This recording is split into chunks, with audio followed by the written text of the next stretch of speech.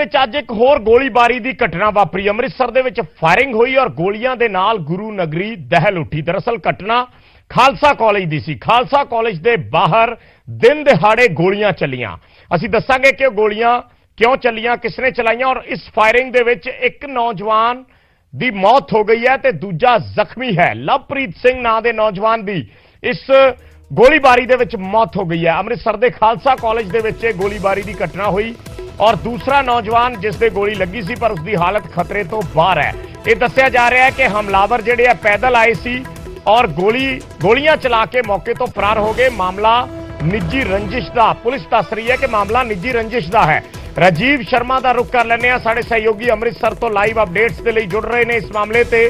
राजीव, पहला तो पूरे मामले ते जानकारी चाहांगे, मामला की सी, गोली चलाउण वाले कौन सी, जिस ते गोली चली है वो मुंडे कौन सी और हुण तक पुलिस ने की इस दे विच कार्रवाई अमल दे विच लिआंदी है? जी हाँ, बिल्कुल विजय, जिहड़ा तुसीं सवाल पूछा बड़ा वाजिब सवाल है और इस दे विच सब तो जरूरी चीज़ समझण वाली ये है कि अजकल गोली चलाउण लग्गिया ना तो कोई सोचता और ना ही ये जहन दे विच आउंदा कि जिस गोली नूं चलाउण तो बाद जिस शख्स की मौत होएगी उसके परिवार दे नाल की बीतेगी। तो ये पूरे मामले की मैं पूरी कड़ी दर कड़ी समझाउण की कोशिश करदा। सब तो पहला तस्वीरां इस वेले दियां काफ़ी दर्द भरियां ने, दुख भरियां ने, क्योंकि इस वेले गमगीन माहौल है अमृतसर के इस हस्पताल के बाहर, क्योंकि इत्थे ही इलाज के लिए लिआंदा गया सी दोवां नूं। और लवप्रीत जिसकी 24 साल उम्र दसी जा रही और HDFC बैंक के विचों नौकरी करता सी। तां बटाला के रहण वाले दोवें नौजवान ने और परिवार के जिहड़े मैंबरां ने जानकारी दी कि लवप्रीत सिंह अपने एक दोस्त के नाल गुरसिमरन सिंह के नाल खालसा कॉलेज के बाहर आया सी। तां गुरसिमरन जो है खालसा कॉलेज के विच एडमिशन लेना चाहता सी।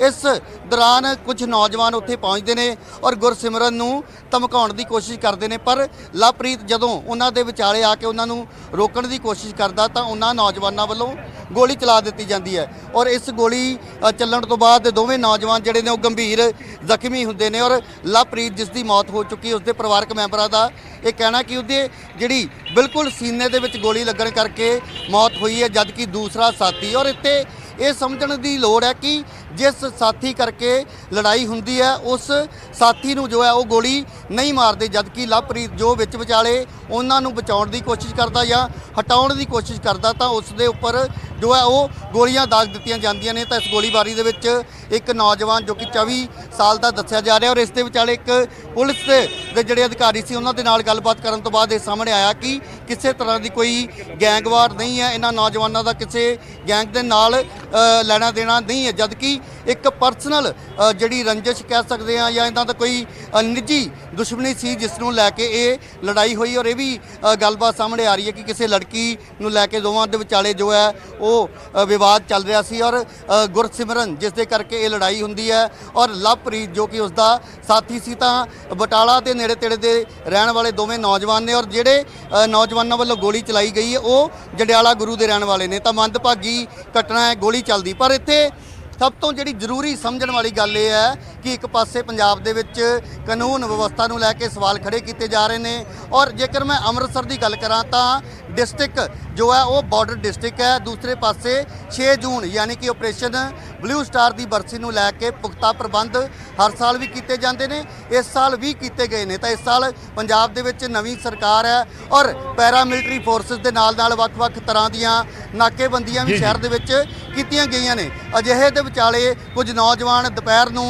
जो है सरेआम गोलियां चलाउंदे ने और उस इलाके दे विच चलाउंदे ने जिथे अक्सर बहुत भीड़ भाड़ रहिंदी है। खालसा कॉलेज का मेन गेट जो है 1 नंबर गेट के बिल्कुल बाहर इस वारदात नूं अंजाम दिता जाता है और गोली चलाउण तो बाद नौजवान बड़े आराम के नाल उत्थों फरार हो जाते हैं। तो पुलिस प्रणाली और जिहड़ा साडा तंत्र है उसके उपर तो सवाल खड़े पहलां भी हुंदे रहे ने, पर अज दे इस मामले ने एक बार फिर सवाल खड़े किए ने, क्योंकि सिखर दुपहरे दे विच उस थां ते जिथे काफ़ी जो भीड़ भाड़ रहिंदी है, जिथे वड्डी तादाद दे विच नौजवान जिहड़े ने वो हर रोज़ पढ़न दे लई आउंदे ने और अजिहियां थां ਜੀ ਫਿਲਹਾਲ ਕੋਈ ਗ੍ਰਿਫਤਾਰੀ ਨਹੀਂ ਕੀਤੀ ਗਈ, ਜਦਕਿ ਪੁਲਿਸ ਇਹ ਗੱਲ ਕਹਿ ਰਹੀ ਹੈ ਕਿ ਜਿਹੜਾ ਵੈਪਨ ਸੀ ਉਹ ਵੀ ਲਾਇਸੈਂਸੀ ਸੀ ਔਰ ਜਿਹੜੇ ਨੌਜਵਾਨ ਨੇ ਉਹਨਾਂ ਦਾ ਕੋਈ ਗੈਂਗ ਦੇ ਨਾਲ ਗੈਂਗਵਾਰ ਦੇ ਨਾਲ ਲੈਣਾ ਦੇਣਾ ਨਹੀਂ ਹੈ। ਯਾਨੀ ਕਿ ਪੁਲਿਸ ਸਭ ਤੋਂ ਪਹਿਲਾਂ ਤਾਂ ਠੀਕ ਹੈ। ਸਿੱਧੇ ਤੌਰ ਤੇ ਜਿਹੜੇ ਪੁਲਿਸ ਦੇ ਅਧਿਕਾਰੀ ਨੇ ਉਹ ਆਪਣੀ ਜਾਨ ਬਚਾਉਂਦੇ ਨਜ਼ਰ ਆ ਰਹੇ ਨੇ ਕਿ ਇਸ ਨੂੰ ਕਿਸੇ ਤਰ੍ਹਾਂ ਦੀ ਐਸੀ ਰੰਗਤ ਨਾ ਦਿੱਤੀ ਜਾਵੇ। ਔਰ ਅਸੀਂ ਵੀ ਬਿਲਕੁਲ ਤੱਥਾਂ ਦੇ ਆਧਾਰ ਤੇ ਗੱਲ ਕਰ ਰਹੇ ਹਾਂ। ਪੁਲਿਸ ਦੇ ਅਧਿਕਾਰੀਆਂ ਨੂੰ ਵੀ ਇਹ ਸਵਾਲ ਕੀਤਾ ਗਿਆ ਸੀ,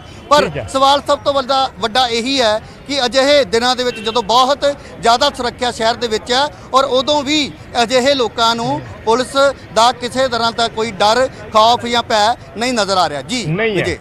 ਜੀ ਜੀ ਧੰਨਵਾਦ ਰਾਜੀਵ ਇਸ ਜਾਣਕਾਰੀ ਦੇ ਲਈ। ਤਾਂ ਸਾਡੇ ਸਹਿਯੋਗੀ ਰਾਜੀਵ ਸ਼ਰਮਾ ਜਿਸ ਤਰੀਕੇ ਨਾਲ ਜਾਣਕਾਰੀ ਦੇ ਰਹੇ ਸੀ ਕਿ ਸਵਾਲ ਸਭ ਤੋਂ ਵੱਡਾ ਇਹ ਹੈ, ਜਦੋਂ 6 ਜੂਨ ਆ ਰਿਹਾ ਅੰਮ੍ਰਿਤਸਰ ਦੇ ਵਿੱਚ ਹਾਈ ਅਲਰਟ ਹੈ, ਆਪਰੇਸ਼ਨ ਬਲੂ ਸਟਾਰ ਦੀ ਬਰਸੀ ਹੈ, ਜਗ੍ਹਾ ਜਗ੍ਹਾ ਨਾਕੇ ਲੱਗੇ ਨੇ, ਜਗ੍ਹਾ ਜਗ੍ਹਾ ਚੈਕਿੰਗ ਹੋ ਰਹੀ ਹੈ। ਐਸੇ ਵਿੱਚ ਕੋਈ ਖੁੱਲਾ ਹਥਿਆਰ, ਚਾਹੇ ਲਾਇਸੈਂਸੀ ਹਥਿਆਰ ਹੈ, ਹਥਿਆਰ ਲੈ ਕੇ ਚੱਲਦਾ ਹੈ, ਪੁਲਿਸ ਨੂੰ ਪਤਾ ਨਹੀਂ ਚੱਲਦਾ, ਹਥਿਆਰ ਲੈ ਕੇ ਆਉਂਦਾ ਹੈ, ਕਾਲਜ ਦੇ ਬਾਹਰ ਆਉਂਦਾ, ਉੱਥੇ ਝਗੜਾ ਹੁੰਦਾ ਹੈ, ਗੋਲੀ ਚਲਾ ਦਿੱਤੀ ਜਾਂਦੀ ਹੈ ਔਰ ਉਸ ਗੋਲੀਬਾਰੀ ਦੇ ਵਿੱਚ ਇੱਕ ਨੌਜਵਾਨ ਦੀ ਜਾਨ ਚਲੀ ਜਾਂਦੀ ਹੈ। ਉਹ ਵੀ ਖਾਸ ਕਰਕੇ ਉਹਨਾਂ ਦਿਨਾਂ 'ਚ ਜਦੋਂ ਪੰਜਾਬ ਦੇ ਵਿੱਚ ਸਭ ਤੋਂ ਜ਼ਿਆਦਾ ਮਾਹੌਲ ਤਣਾਅਪੂਰਨ ਹੋਇਆ, ਖਾਸ ਕਰਕੇ ਸਿੱਧੂ ਮੂਸੇਵਾਲਾ ਦੇ ਕਤਲ ਨੂੰ ਲੈ ਕੇ। ਔਰ ਪੁਲਿਸ ਤੇ ਪਹਿਲਾਂ ਹੀ ਸਵਾਲ ਉੱਠ ਰਹੇ ਨੇ, ਪ੍ਰਸ਼ਾਸਨ ਤੇ ਪਹਿਲਾਂ ਹੀ ਸਵਾਲ ਉੱਠ ਰਹੇ ਨੇ, ਸਰਕਾਰ ਤੇ ਪਹਿਲਾਂ ਹੀ ਸਵਾਲ ਉੱਠ ਰਹੇ ਨੇ। ਐਸੇ ਵਿੱਚ ਅਮਨ ਕਾਨੂੰਨ ਦੇ ਖਰਾਬ ਹਾਲਤ ਦਾ ਇੱਕ ਹੋਰ ਮਾਮਲਾ ਅੰਮ੍ਰਿਤਸਰ ਦੇ ਵਿੱਚ ਸਾਹਮਣੇ ਆਇਆ। ਇੱਕ ਛੋਟਾ ਜਿਹਾ ਕਮਰਸ਼ੀਅਲ ਬ੍ਰੇਕ ਹੈ, ਬਹੁਤ ਜਲਦੀ ਵਾਪਸ ਆਉਣੇ ਆ।